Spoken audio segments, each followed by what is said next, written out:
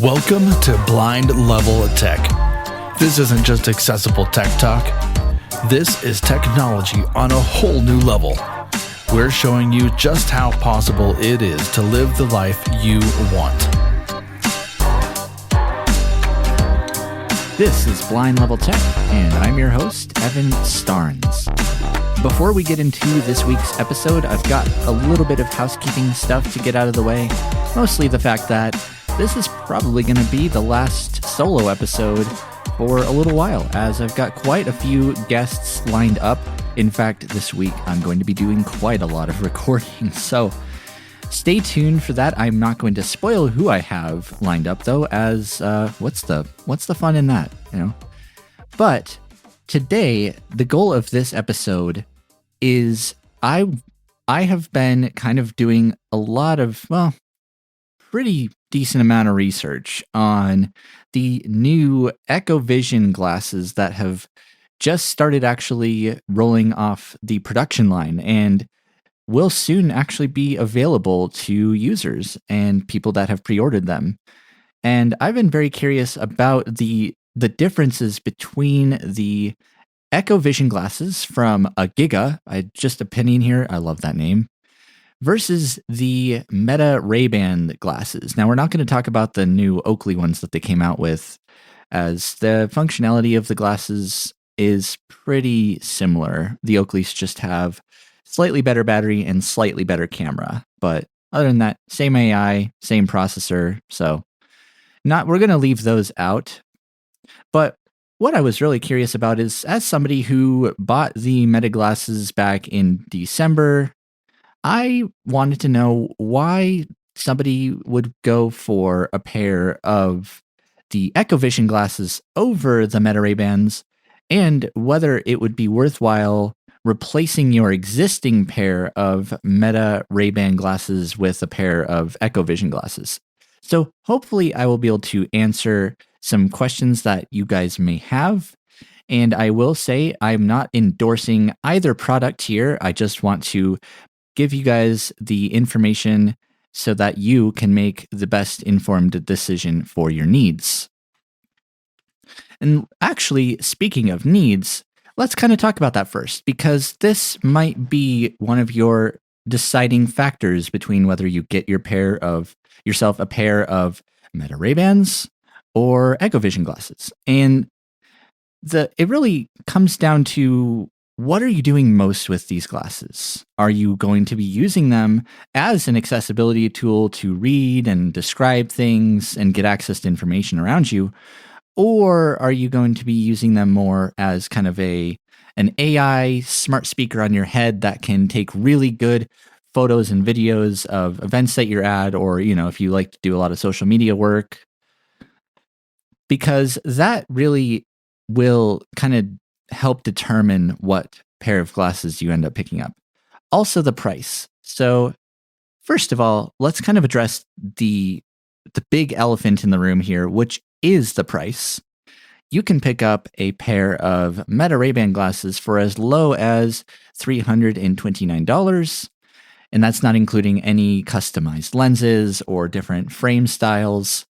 And you can pre-order the Echo Vision glasses as of the recording of this episode. According to their website, you can pre-order them with no subscription model, so you'll get lifetime subscription for $599. And I will say this, when it comes to this is an assistive technology product, and that is a pretty solid price for an AT product, because from past experiences, I'd expect to pay upwards of $700 or more. So I think that's a pretty good price, and that is, of course, my opinion. That being said, I did mention the subscription aspect of the Echo Vision glasses, mainly because as of this recording, they have not really given any information on what that subscription entails and how much it's going to be. And I could see why they would need to implement a subscription model, mostly because they are using the most advanced large language models possible, according to some of the information I've been reading and listening to. And those do cost money to, to get what's called an API token, which, allows you to use the AI models like, ChatGPT, Google Gemini with products such as the Echo Vision glasses. Yeah, that stuff is not exactly cheap. So I do understand the need for a subscription, but of course, if you just want the lifetime, you don't want to worry about the subscription, and you have the means to, go ahead, and I would honestly recommend jumping on that pre-order now, because I'm not sure how long it's going to stick around for. But once it's gone, the price of the glasses will stay at $599, and they will allow you, of course, to do your own custom lenses. And they also have like little magnetic attachments, including a sunglasses attachment on the front. And this makes it easier for you to transition between, indoor versus outdoor settings. And I kind of wish the Ray-Bans had something like this, because I bought my Ray-Bans and I bought the dark tinted lenses, mostly because when I'm out in daylight, I have some light sensitivity, and these lenses really made the sunlight a lot less intense. So, as a pair of sunglasses, they're super nice. But when you're inside, I have some light perception, but I can't really see much indoor lighting with those on. However, with the Echo Vision glasses, when I go inside, you just, pop off the sunglasses attachment, and then you're able to, if you have any light perception or low vision, you're able to use that vision more effectively. Now, as far as the functionality of the Echo Vision glasses, I found from the demos that I've been listening to, in comparison to the Meta Ray-Ban glasses, when it comes to trying to use them to read things, describe your environment, identify people, the Echo Vision glasses, you don't have to do a whole lot of like talking. And what does that mean? Well, the Meta Ray-Ban glasses, primarily the method of interacting with them is through voice, through the Meta AI assistant. And that's nice and all, if you're trying to ask it questions and, your hands are full or what have you. But let's say, for instance, you're in a quieter area, like, maybe a doctor's office or a library or something like that. Personally, for me, I wouldn't feel comfortable basically talking to the glasses as quietly as possible, because people around you would hear that. And it just, I don't know. I don't feel like it's as discreet as the Echo Vision glasses. That being said, though, the Echo Vision glasses, you can control them they have 2 buttons and a touchpad. And the big button that they really mention is their dedicated AI button. And this is pretty much the button that you're primarily going to be using when you're interacting with the glasses. You can press it once to get a scene description. And the cool part is this button is context sensitive. So if you push the button and you're holding up a card or some text, it will know that. And it will actually just function as an OCR reader, and it will read the text. Or if you're standing in front of a person, it will know that it automatically needs to describe that person for you. So that button is really cool because it's context sensitive. You can also use it to enter the live AI mode, and also to enter the dedicated reader mode. And so the dedicated reader mode, in addition to their live AI, these are 2 features that really have a massive, massive advantage over the Meta Ray-Bans. So let's start with the live AI first. It's similar to the Meta Ray-Bans in a sense of it works in real time, can answer your questions and describe things around you based on what it sees. But it's also kind of a what I've called in the past reactive AI. And this is huge because, at least from what I've seen, this is probably the closest thing right now in today's day and age to getting live image descriptions of things happening around you in real time. And it's not quite there yet. What I've noticed from at least the demos I listened to is that each time something in the image changes, it's going to give you the entire description again. So let's take my desk setting, for instance. In front of me, there's a computer monitor, a telephone, some speakers, and it would say that. However, let's say I picked up the phone and was holding it to my ear, then it would give me that same description of the room, but in addition to me, the description of me holding my phone to my ear, it wouldn't just say, the man picks the phone up and holds it to his ear. But that's not to say, that couldn't be implemented in the future. I think just with the limitations of large language models right now, it's not, I don't know if it's feasible. But of course, the cool thing about their AI modes is if you want to refresh it, let's say something changes and it's still describing an old image, you just push the AI button again and it'll refresh and take another, it'll give you another analysis of what it sees. And it does kind of work with a combination of photo and video when you're in that live AI mode, but you're really not going to know whether it's taking video or using photos, as it's supposed to just kind of be, a seamless experience between you and the glasses. And the live reader mode is honestly kind of a deal maker, I guess you could say, when it comes to the Echo Vision glasses, as currently there's no such feature in the Ray-Bans at all right now.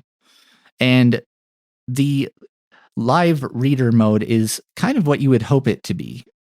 You can activate it, and then the moment you hold text up in front of the glasses, it starts reading, and it's quick too. So you can activate the mode and hold up a book. It will start reading, and then when it gets to the end of the page, you'll hear next page, and then flip to the next page. It'll immediately see that and start reading that page again. And of course, similarly to the live AI mode, you can hit the AI button if something that you're reading changes. So if you're like me and you do a lot of skim reading, let's say you're looking through mail and you already know, okay, I'm done reading. That's junk mail. I'm, next thing. You just hit the button and it will refresh and rescan for you. And I think the implementation is pretty solid. And they are still working out some of the gestures and the commands, as right now it's a lot of, single tap for general image and scene descriptions. I believe it's a quadruple tap for the dedicated reader, triple tap for the live AI, and a double tap if you want to ask it questions. So I'm pretty sure that's how the button works, but they're doing some testing just to see which gesture or which commands are the most intuitive. And it sounds like they're going to open up the option to customize your gestures. And this is where the Ray-Bans and the Echo Visions are a bit more competitive with each other, and that is the AI assistant that is on board the glasses.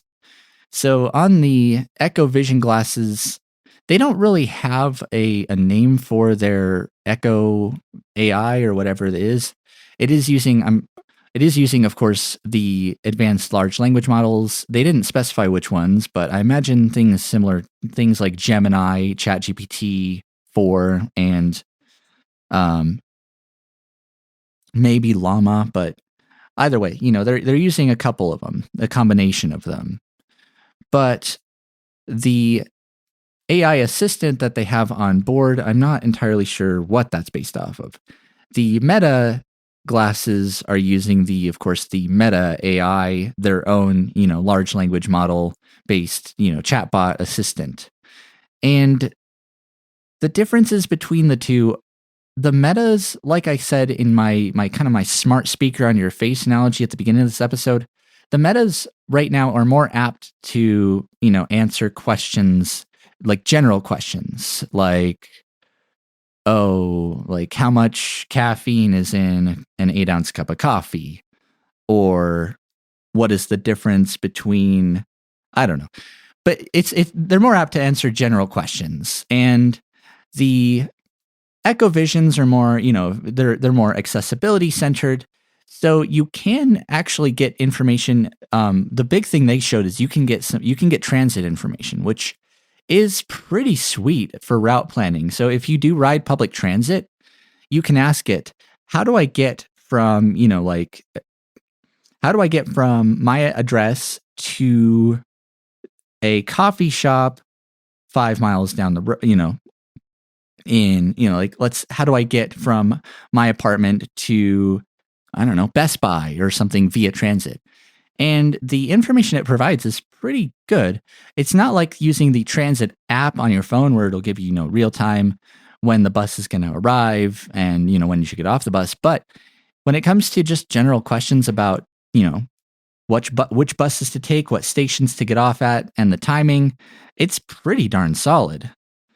One other feature, though, that I have seen on the Meta glasses that could be useful for some, though, is the ability to not only use their live AI, but also have live translation.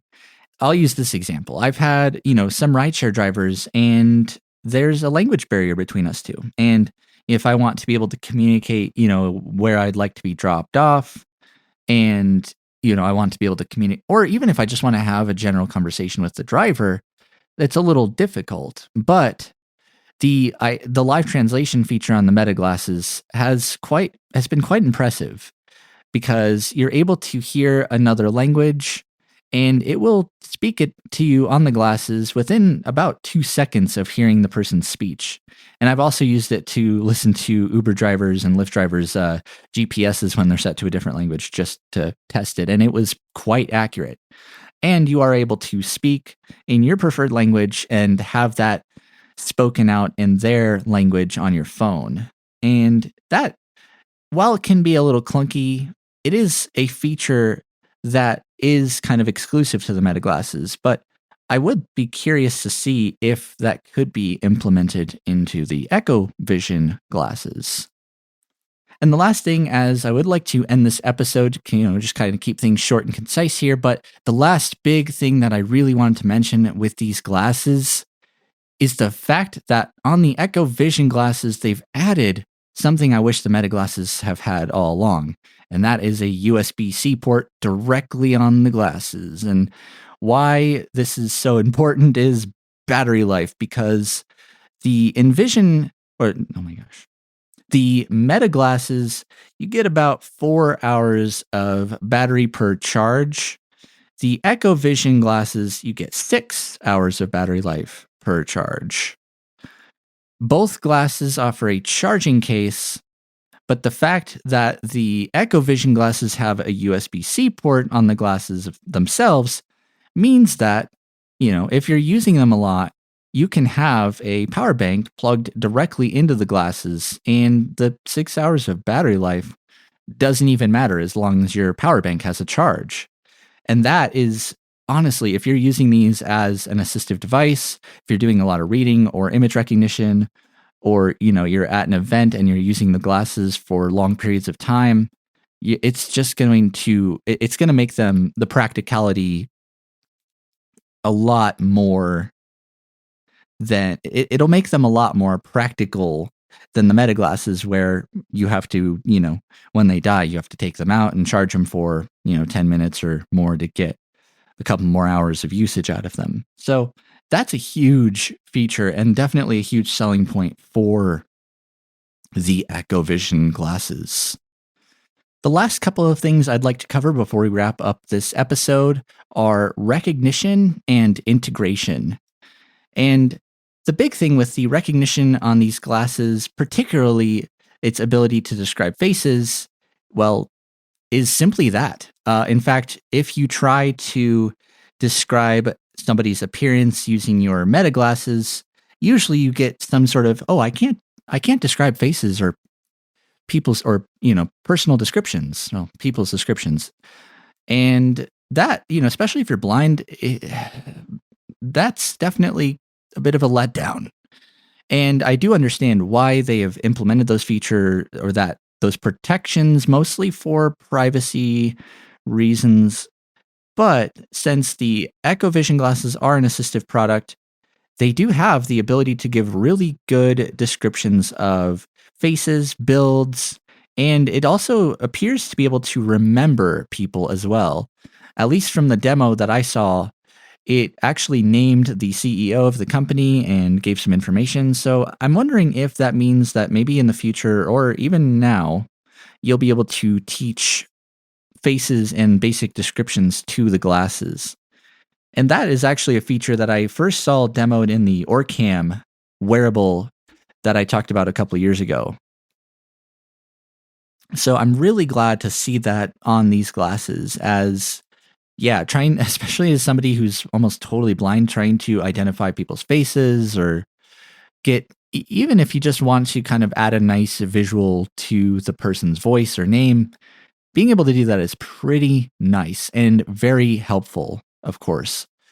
And integration, these glasses, the Meta Ray-Bans have the ability to integrate with Be My Eyes, but they can work with Aira, but they're using a kind of a workaround through WhatsApp.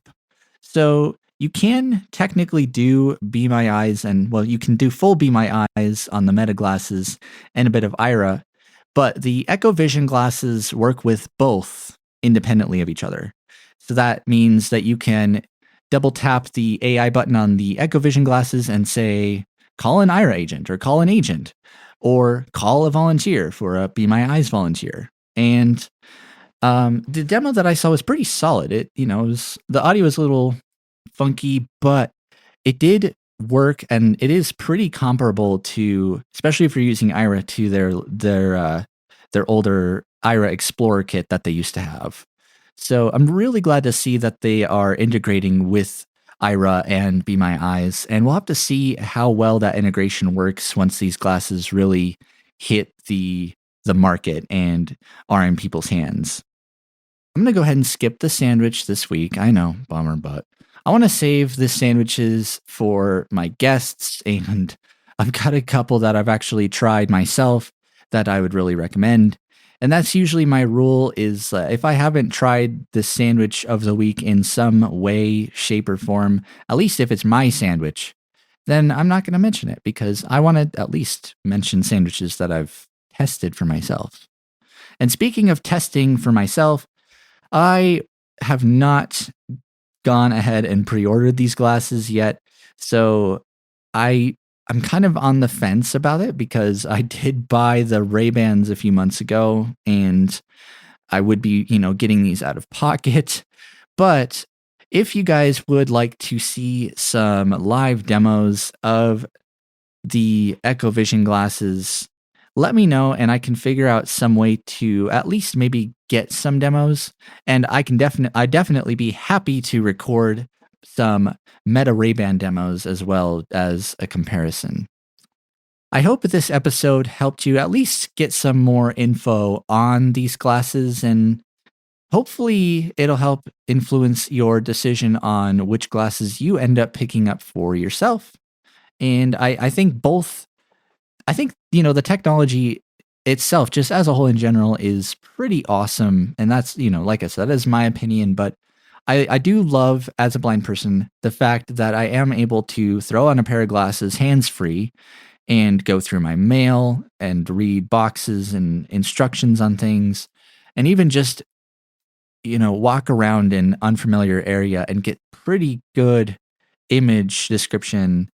And that's just in a general sense, and I mean, smart glasses have been out, for probably a little over a decade. If Google Glass came out, it was ahead of its time, of course. But either way, I'm really excited to see the development of these Echo Vision glasses. They are a brand new product too, so there's a lot of room for growth and new features. So I I'd love to get my hands on a pair, but either way, if any of you happen to get your hands on a pair of these glasses and you'd like to do some demos for us, or even just give us your thoughts, please do so.